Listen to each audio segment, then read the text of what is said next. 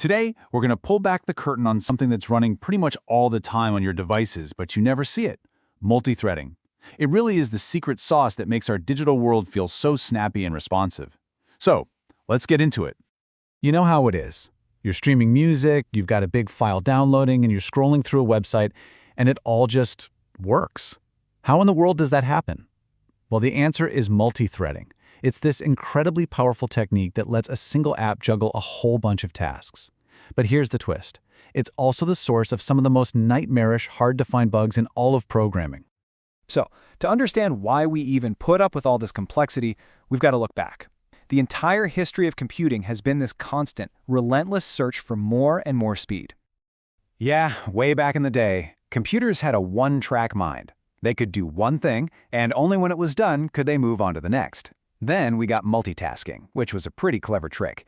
The operating system would just switch between programs so fast it created the illusion they were all running at once. But the real game changer was multithreading, taking that same idea and doing it inside one single app. And that brings us to today. With multi-core processors in, well, everything, multithreading isn't just an illusion anymore. Different threads can literally run on different CPU cores at the exact same time. This is the real deal, true parallelism.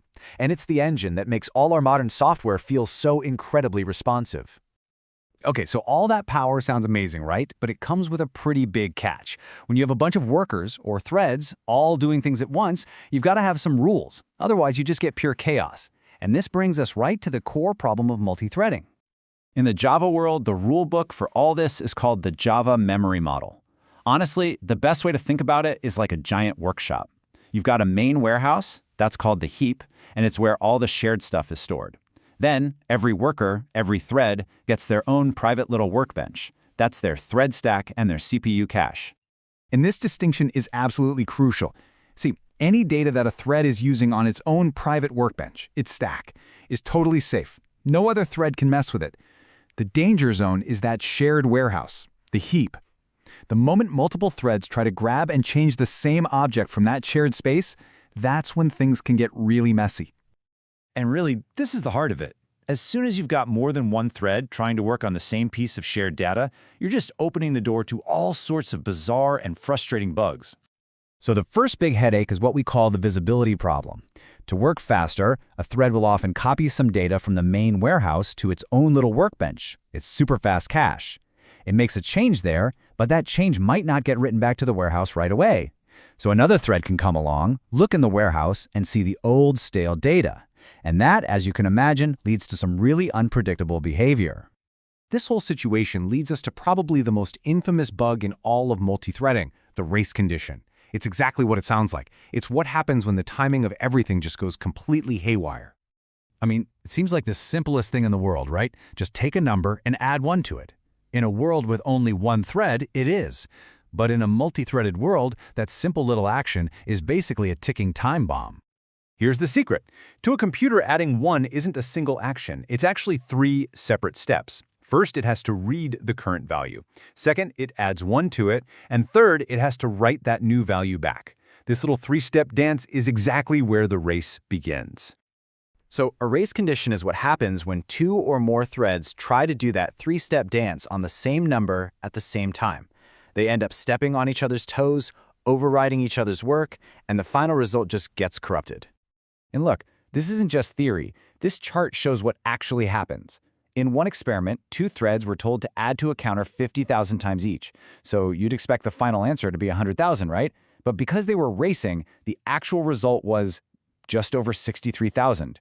Data was literally lost because of this race. It just vanished. Okay, so if multithreading is this dangerous minefield, how does anyone ever write code that works?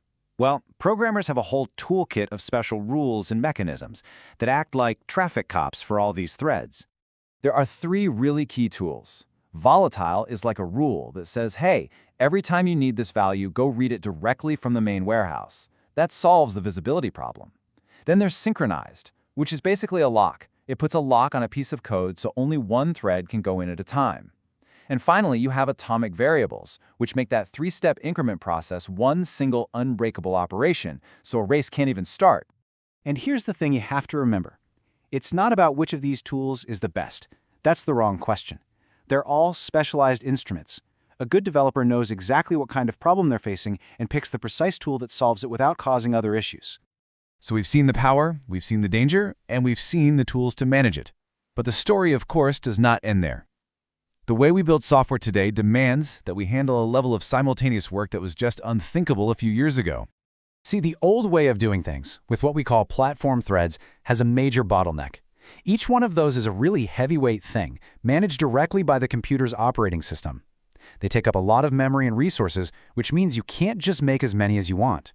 And I'm not kidding, there is a hard limit. On a pretty typical modern computer, you can try to create these platform threads and you'll hit a wall right around 9,000.